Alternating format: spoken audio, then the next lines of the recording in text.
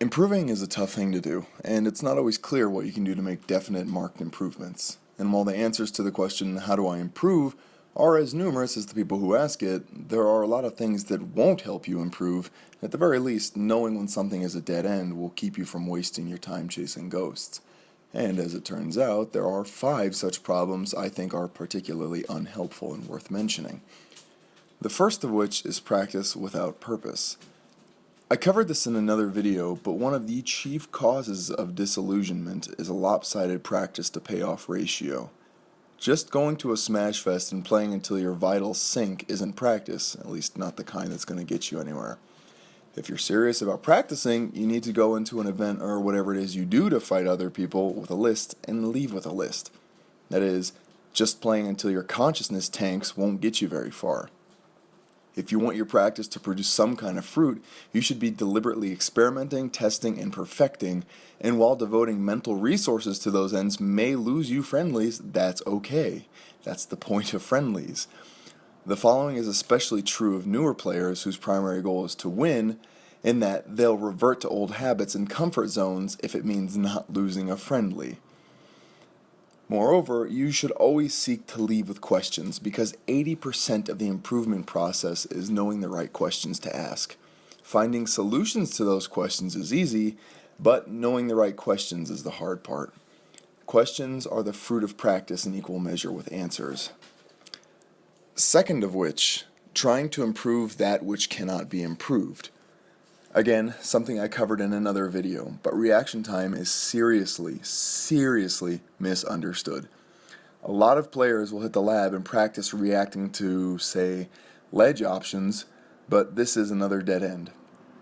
Though reaction time is a complicated subject, suffice it to say for now that changes in reaction time occur as a result of changes in conscious thought, rather than raw, off-the-bone conditioning and acclimatization, which is exactly what laser-focused repetitions of trying to react to something tries to accomplish. Sitting there in training mode, hoping for a miraculous, unprecedented spike in visual information processing speed holds no promise. You are wasting your time if you do this. Third is overcomplication. This one is mostly a low to intermediate problem. To get around Zero Suit's Nair, you don't need to spring ride, to dare cancel bait, to pivot forward smash.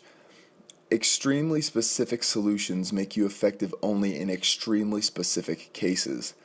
In an overwhelming majority of situations, there is a simple, elegant tool you have that will suffice just as well as a complicated sequence. The question that should be ever present as you think of new solutions is how practical these solutions are.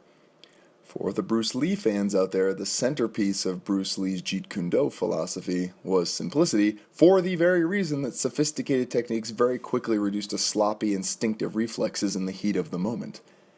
A good solution is measured by whether it can be applied under stress, since stress has a funny way of cutting through our bullshit and wringing the honesty out of us. Fourth is instant gratification. The bottom line is that some characters are giant loaves of hot, perspiring, equine excrement. But if you're a mid-level player, chances are extremely poor that your character is your problem. After your loss, you may narrow down the point of fault to an exploitable recovery or whatever, and rationalize your loss that way. But the more likely explanation is that imperfections on your part were quietly nailing in the lid to your coffin long before that lid was shut. If you run away from your character every time you're handed an L, you'll never have enough time to develop critical thinking and problem-solving skills that are instrumental in leveling up.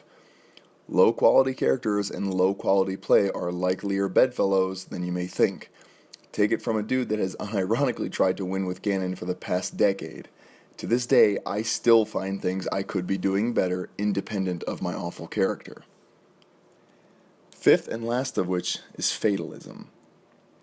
This is an uncommon mentality past mid-levels of play, but it still bears worth mentioning. Fatalists assume that their opponent knows everything that they're going to do, and every time you propose a solution to their problem, they make a counter-proposal about how if they do that, their opponent can just then bend them back over and resume butt play. E.g., every time I jump, the bad man hits me, To which you propose you can approach on the ground, which is then countered on the strength of the fact that if they approach on the ground, the other person can just hit them there too. Fatalists don't realize that your opponent can't do everything at once, and that Smash is not a game of Rochambeau where two people spread their legs and kick each other in the testicles until the other loses consciousness, nor is it an Easter egg hunt for the superior Omni option that beats out everything the other person has. Smash, and all games like it, are games of subversion. In precious few spheres has the saying ever been truer that when a door closes, a window opens, than in fighting games. Everything your opponent does can be weaponized against them with enough prediction and finesse, and this logic goes both ways. At that concludes the list. As always, thanks to everyone for tuning in. Do you know someone who could stand to hear some of what I've said in this video? Then I encourage you to be a good friend and slap them back into reality and share it with them. Do you just enjoy my videos in general? Then I would encourage you to subscribe because I've got plenty more on the way.